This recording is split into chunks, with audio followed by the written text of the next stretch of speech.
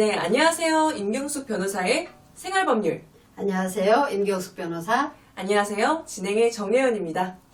변호사님, 드디어 2022 대학 수학능력시험이 끝났습니다. 네, 지난주 목요일이었죠? 네. 수험생 여러분들 정말 수고 많으셨습니다. 네, 정말 수고 많으셨습니다. 저는 예체능 대학 전공을 희망하여서 좀 실기 위주로 공부를 하였었는데요. 저도 한때는 우리 변호사님처럼 법조계의 인사를 꿈꿨습니다.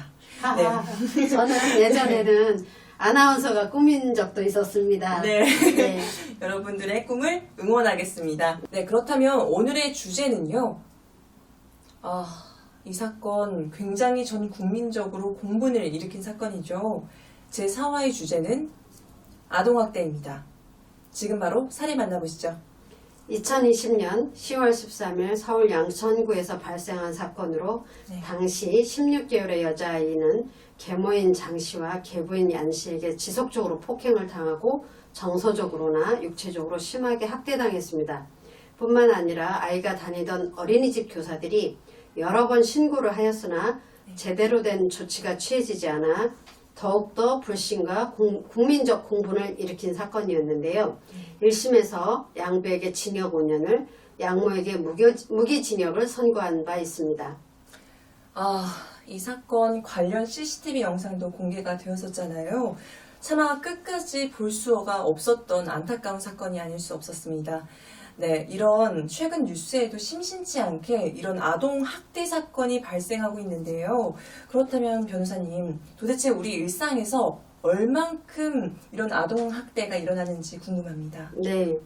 2021년 보건복지부는 2020년 아동학대 연체보고서에서 아동학대 사건 가해자 10명 중 8명이 부모였으며 아동 43명이 학대로 사망하였다고 밝혔습니다.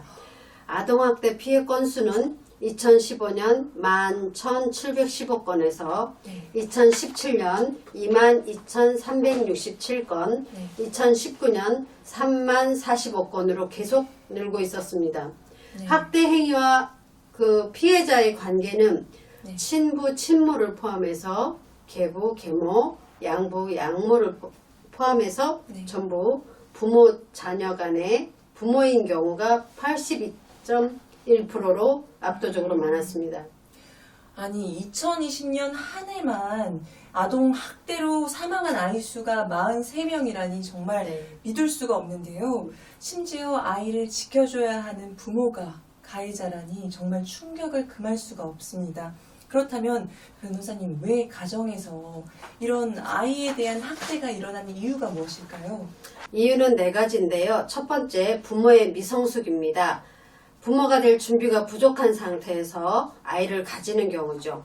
두 번째는 부모의 양육에 대한 지식 부족입니다. 예전에는 대가족 제도에서 할머니, 할아버지로부터 양육 태도나 양육에 대한 도움을 많이 받을 수 있었는데요.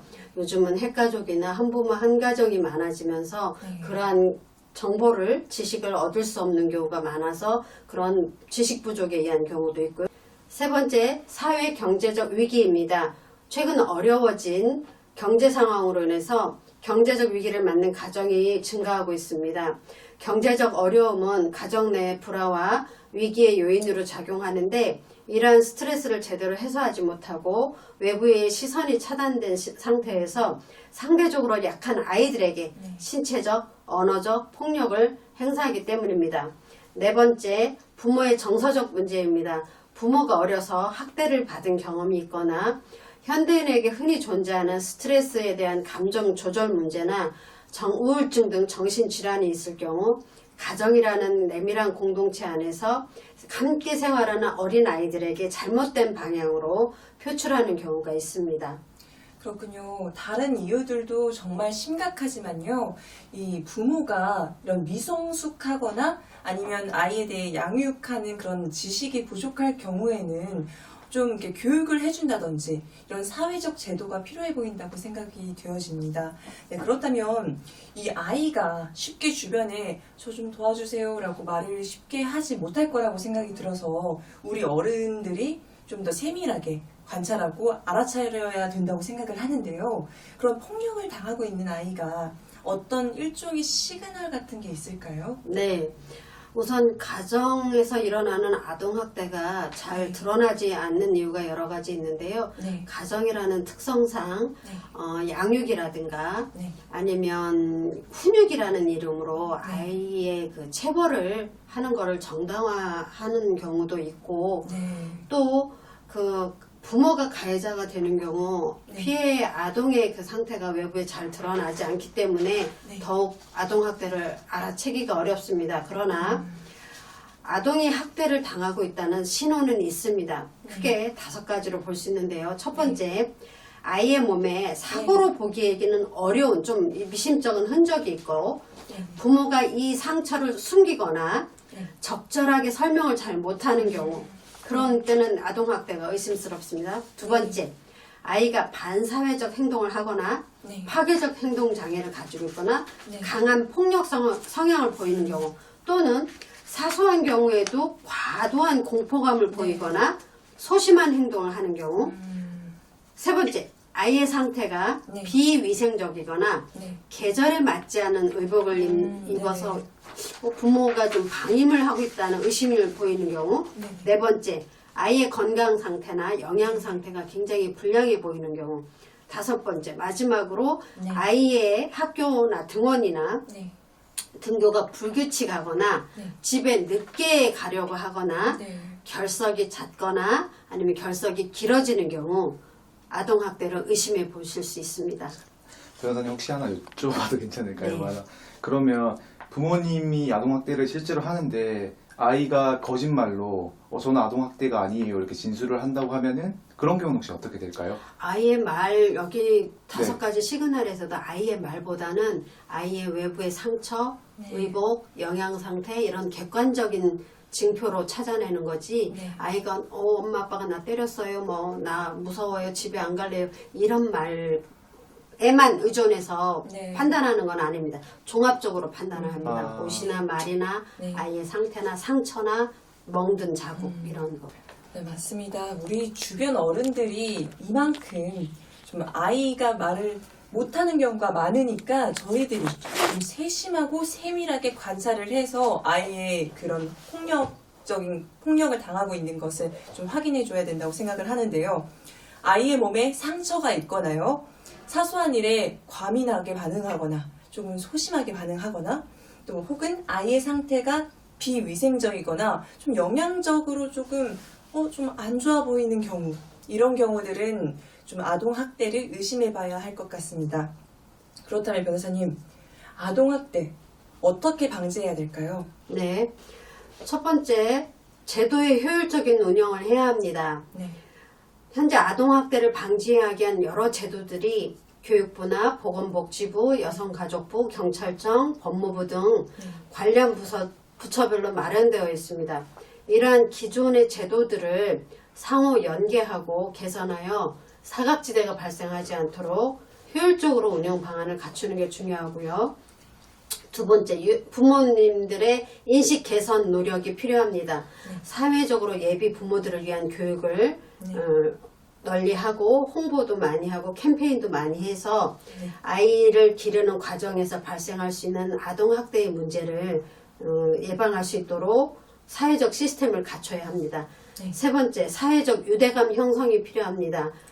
아동학대는 가정 내 문제지만 곧 사회적인 문제이기도 합니다. 따라서 이웃과 주변에 학대의 의심이 있는 경우 주의 깊은 관심과 즉시 신고를 할 수 있는 관심과 캠페인 등 여러 가지 노력이 필요합니다.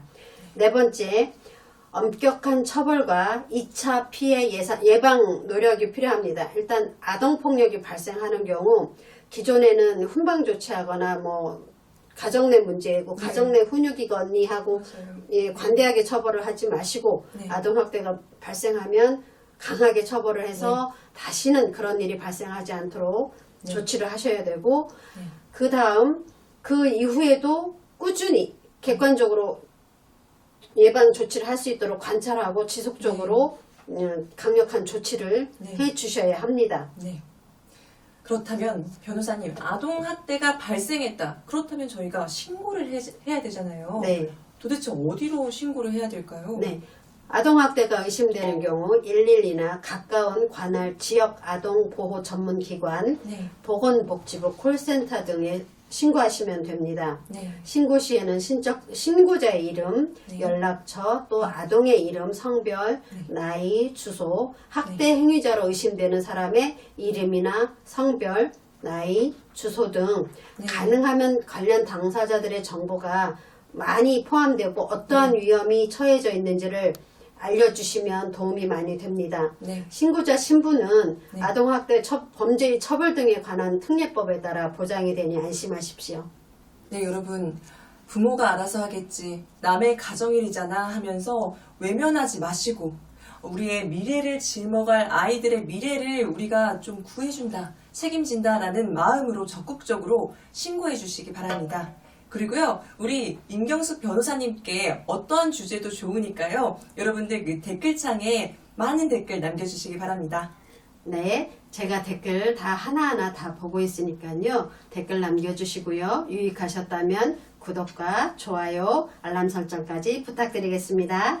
네, 오늘도 귀에 쏙쏙 들어오게 설명해 주셔서 정말 고맙습니다, 변호사님. 네, 네, 다음 주에는요, 네, 간병살인에 대해서 이야기해 보도록 하겠습니다. 네, 지금까지 내일뉴스통신의 정혜원, 임경숙 변호사였습니다. 다음 주에 네, 만나요. 만나요. 요거